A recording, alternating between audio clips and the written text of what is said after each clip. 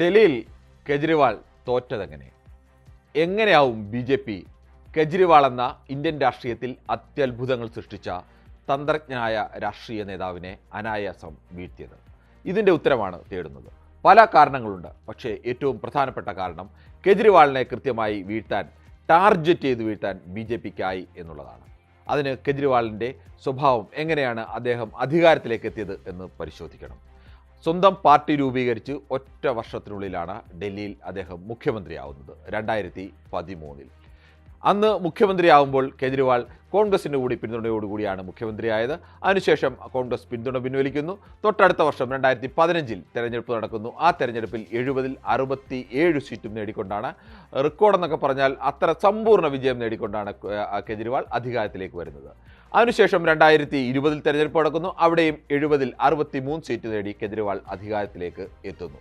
ഇവിടെയെല്ലാം കെജ്രിവാളിന് ഏറ്റവും വലിയ ശക്തിയായി നിന്നത് ഏറ്റവും സാധാരണക്കാരായ മനുഷ്യർ, അവർക്ക് രാഷ്ട്രീയ പാർട്ടികളോട്, രാഷ്ട്രീയ പാർട്ടി നേതാക്കളോട് ഒക്കെയുള്ള സാധാരണഗതിയിലുള്ള അമർഷമുണ്ട്, അവരോടുള്ള ചില പുച്ഛമുണ്ട്, അവരോടുള്ള കടുത്ത ദേഷ്യമുണ്ട്.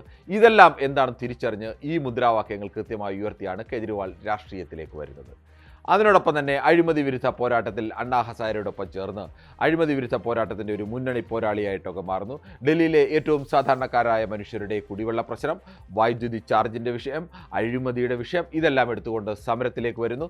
സാധാരണക്കാരായ മനുഷ്യരുടെയും ഇടത്തട്ടുകാരുടെയും എല്ലാം മധ്യവർഗമൊക്കെ വലിയ വിശ്വാസമാണ് കെജ്രിവാളിന് എടുക്കുന്നത്. കെജ്രിവാളിന് ഇലക്ഷൻ ഫണ്ട് പോലും നൽകുന്നത് ഇത്തരമുള്ള ആളുകളൊക്കെയാണ്. സർക്കാർ ഉദ്യോഗസ്ഥരും അവിടുത്തെ മറ്റ് പ്രൈവറ്റ് കമ്പനികളിലെ ജോലി ചെയ്യുന്നവരും സാധാരണക്കാരായ തൊഴിലാളികളുമൊക്കെയാണ് ആദ്യ തവണ അദ്ദേഹത്തിന് ഇലക്ഷനുള്ള ഫണ്ട് അടക്കം നൽകുന്നത്. അങ്ങനെ കെജ്രിവാൾ അധികാരത്തിലേക്ക് വരുന്നു. കെജ്രിവാളിനെ സംബന്ധിച്ച് ഏറ്റവും വലുത്, അധികാരത്തിൽ വന്നപ്പോൾ പറഞ്ഞത് വൺ ടൈം വണ്ടർ ആണിത്, ഇതങ്ങനെ തുടരാനൊന്നും പോകുന്നില്ല, നടക്കാൻ പോകുന്ന കാര്യങ്ങളൊന്നുമല്ല കെജ്രിവാൾ പറയുന്നതെന്നാണ്. പക്ഷേ വളരെ കൃത്യമായി കെജ്രിവാൾ പറഞ്ഞ കാര്യങ്ങളൊക്കെ നടപ്പാക്കി ജനങ്ങളുടെ വിശ്വാസം കാത്തുസൂക്ഷിക്കാൻ കെജ്രിവാളിന് കഴിഞ്ഞു. അങ്ങനെയാണ് 2015 വിജയം അദ്ദേഹത്തിന് 2020 ആവർത്തിക്കാൻ കഴിഞ്ഞത്.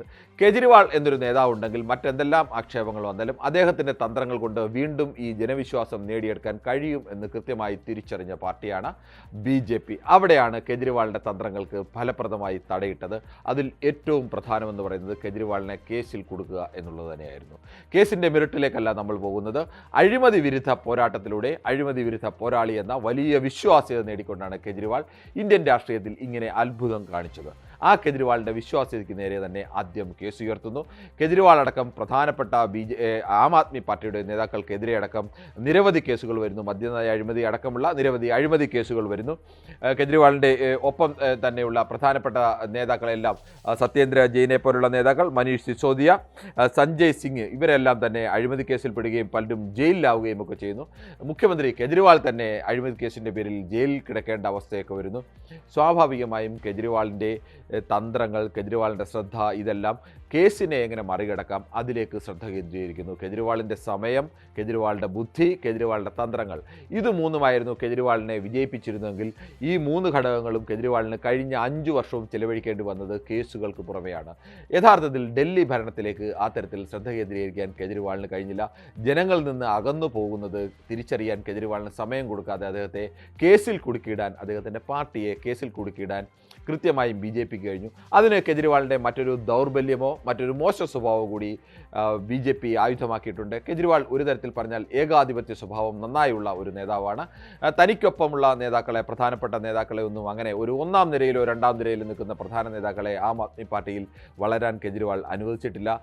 ആം ആദ്മി പാർട്ടി രൂപീകരിക്കുന്ന കാലത്ത് കെജ്രിവാളിനൊപ്പം ഉണ്ടായിരുന്ന നിരവധി പ്രമുഖരായ നേതാക്കൾ, അങ്ങനെ ആദർശത്തിൽ ആകൃഷ്ടരായി വന്നവർ, അവരെല്ലാം പിന്നീട് ഈ പാർട്ടി വിട്ടുപോകുന്ന അവസ്ഥയൊക്കെ ഉണ്ടായി. കെജ്രിവാളിൻ്റെ ഒരു ഏകാധിപത്യ രീതിയിൽ തന്നെയാണ് കെജ്രിവാൾ എന്ന ഒറ്റയാൻ ആ കെജ്രിവാളിൻ്റെ ബുദ്ധിയിൽ അല്ലെങ്കിൽ അദ്ദേഹത്തിൻ്റെ തന്ത്രങ്ങളിൽ മുന്നോട്ട് പോകുന്നു. അത് വിജയം തന്നെയായിരുന്നു. അതിൽ ഒരു തരത്തിൽ പറഞ്ഞാൽ അമിതമായ ആത്മവിശ്വാസം, അല്ലെങ്കിൽ തനിക്കത് കഴിയും എന്നൊക്കെയുള്ള അദ്ദേഹത്തിൻ്റെ ഒരു അഹങ്കാരമോ ആത്മവിശ്വാസമോ ഒക്കെ കെജ്രിവാളിനുണ്ടായിരുന്നു. ഇതും കൃത്യമായി BJP തിരിച്ചറിയുന്നു. അവിടേക്കാണ് അദ്ദേഹത്തിന് മുന്നിലേക്ക് ഈ കേസുകളുടെ ഒരു നീണ്ട നിരയിട്ട് കൊടുക്കുന്നത്. ഈ കേസുകൾ വന്നതോടുകൂടി നമ്മൾ നേരത്തെ പറഞ്ഞതുപോലെ സമയം, ബുദ്ധി, തന്ത്രങ്ങൾ, ഇതെല്ലാം തന്നെ കെജ്രിവാളിന് കേസിനു വേണ്ടി ചെലവഴിക്കേണ്ടി വരുന്നു. അവിടെ ജനങ്ങളെ തിരിച്ചറിഞ്ഞുള്ള ഭരണത്തിൽ ശ്രദ്ധ കേന്ദ്രീകരിച്ച് എങ്ങനെ ഭരണ തുടർച്ച ഉണ്ടാക്കാം, അതിനുവേണ്ടി എന്തു ചെയ്യണം ഭരണത്തിൽ എന്നുള്ളിടത്ത് ശ്രദ്ധ പാളുന്നു.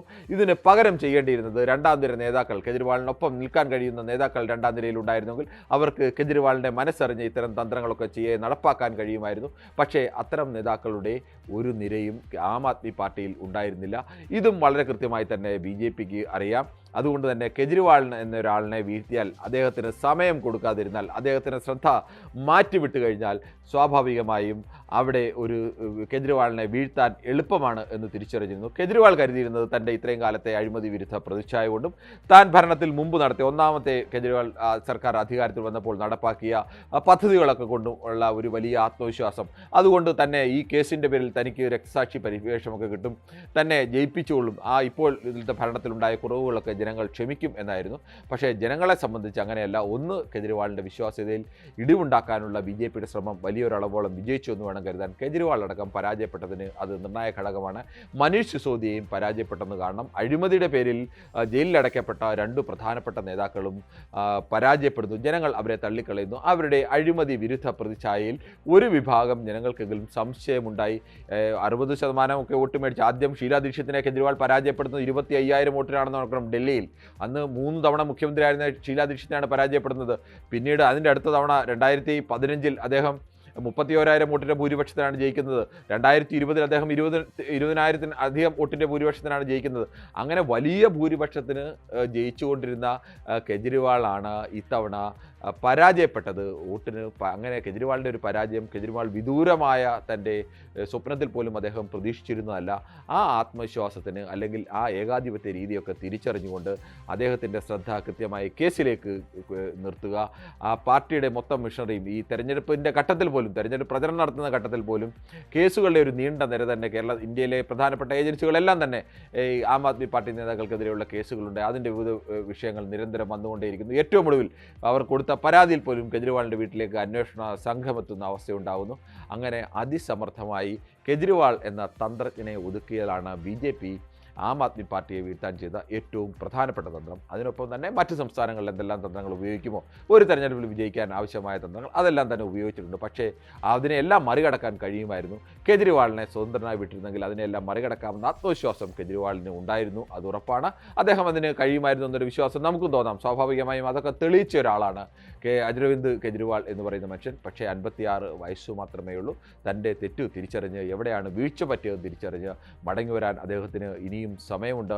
അങ്ങനെയൊക്കെ അത്ഭുതം കാണിച്ച ഒരു മനുഷ്യന് ഇനിയും അത്ഭുതം കാണിക്കാനുള്ള സമയവും അവസരവും എന്തായാലും ഉണ്ട്. അത് ഇനി അദ്ദേഹം എങ്ങനെ വിനിയോഗിക്കുന്നുവെന്ന് കാലം തെളിയിക്കേണ്ട യാഥാർത്ഥ്യമാണ്.